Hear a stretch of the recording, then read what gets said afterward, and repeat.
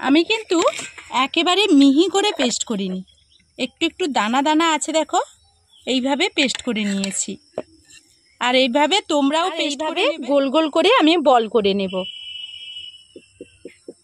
আর দেখো আমি এরকম সাইজের করে নিচ্ছি, তোমরা চাইলে বড় কিংবা ছোট করে নেবে। আরও একটা আমি তোমাদের দেখিয়ে দিচ্ছি। তো এইভাবে আবারও একটা আমি বল করে নিচ্ছি।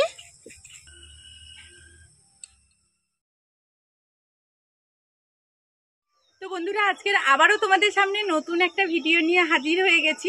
আজকের আমি তোমাদের সামনে সম্পূর্ণ নিরামিষভাবে সোয়াবিনের একটা রেসিপি দেখাবো, যেটা সোয়াবিনের মঞ্চুরিয়ান নামে পরিচিত। তো তোমরা ভিডিওটা দেখো, আশা করবো আজকের ভিডিওটা তোমাদের কাছে ভালো লাগবে। তো বন্ধুরা, সোয়াবিনের এই রেসিপিটা তৈরি করার জন্য আমি প্রথমেই কড়াইতে জল দিয়ে দিয়েছি। এখন আমি সোয়াবিনগুলো জলের মধ্যে দিয়ে দেব। এখন আমি এখানে দিয়ে দিচ্ছি লবণ, আর দিয়ে দিচ্ছি একটু পরিমাণ হলুদ। খুব ভালো করে এটাকে মিক্সড করে নেব। এখন আমি এটাকে গরম জলের মধ্যে খুব ভালো করে সেদ্ধ করে নিয়েছি। এখন নামিয়ে নেব,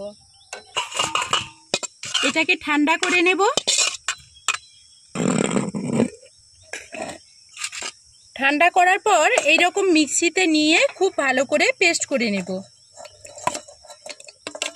তো এখন আমি পেস্ট করে নিয়ে চলে এসেছি।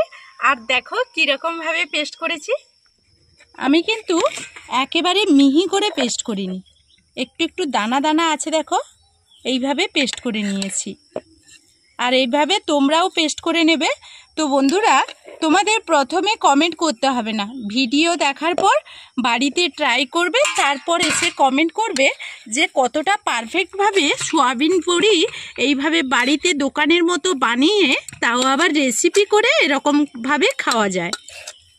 এখন এখানে দিয়ে দিচ্ছি ঝাল লঙ্কার গুঁড়ো, দিয়ে দিচ্ছি কাশ্মীরি লঙ্কা, এখানে দিয়ে দিচ্ছি কর্নফ্লাওয়ার ভর্তি ভর্তি করে আমি 2 চামচ মতো দিয়ে দিলাম, আর 1 চামচ ময়দা দিয়ে দিচ্ছি। তো বন্ধুরা, এখানে কিন্তু কর্নফ্লাওয়ার অবশ্যই দিতে হবে।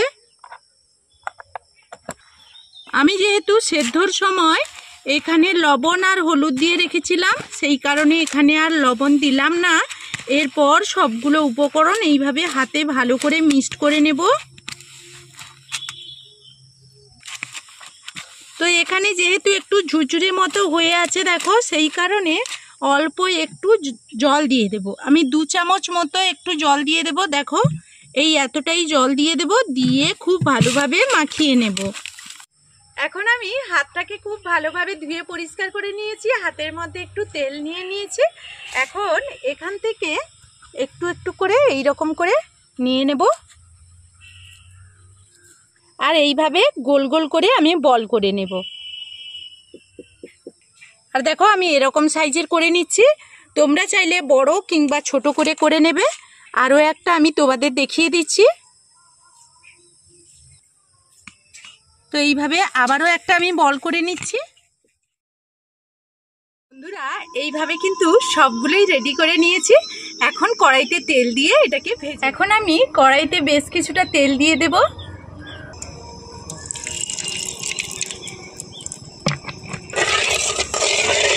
তেলটা দিয়ে খুব ভালোভাবে গরম করে নেব।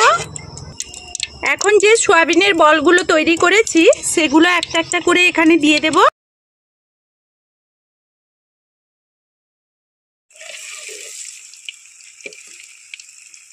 কিন্তু এইগুলোকে তেলের মধ্যে লাল লাল করে ভেজে নিতে হবে, আর তার জন্য হাই হিটেই কিন্তু আঁচটাকে রাখতে হবে খুব।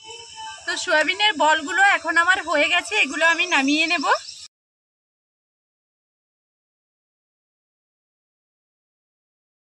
কড়াই থেকে আমি তেলটা বের করে নিয়েছি।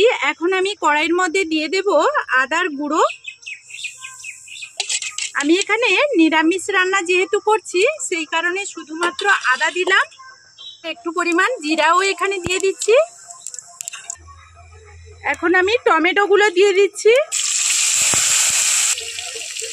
আর আমি সেই সঙ্গে দিয়ে দিচ্ছি এখানে বেশ কিছুটা ক্যাপসিকাম কেটে নিয়েছি, সেটা দিয়ে দিচ্ছি।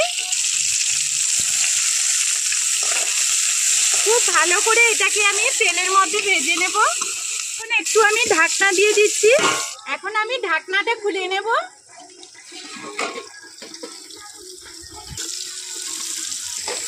আর ওইদিকে ছেলে কিন্তু ওই সয়াবিনের বলগুলো খেতে লেগে গেছে।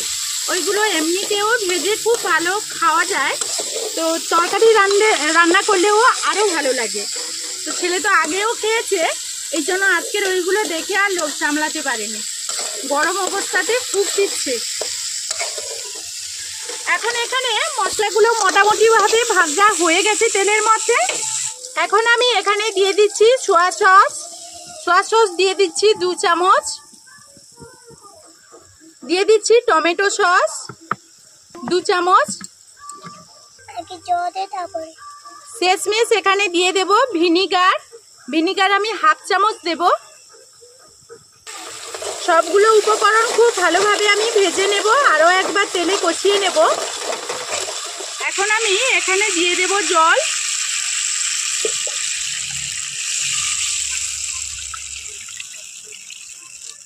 তো জলটা তোমরা পরিমাণ মতো দিয়ে দেবে।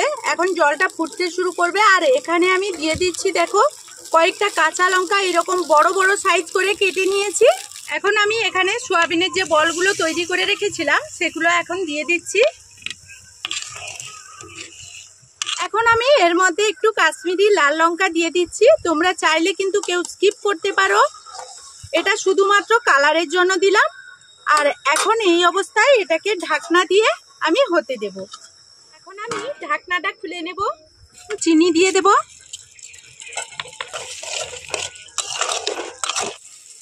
তো এখন দেখো এটা আমার রেডি হয়ে গেছে, এটাকে আমি নামিয়ে নেব।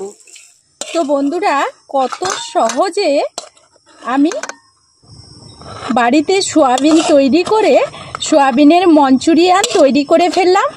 তো বন্ধুরা, এইভাবে দেখো আমি বাড়িতে সয়াবিনের এই মজাদার রেসিপিটা তোমরা তৈরি করে ফেলবে খুব সহজে।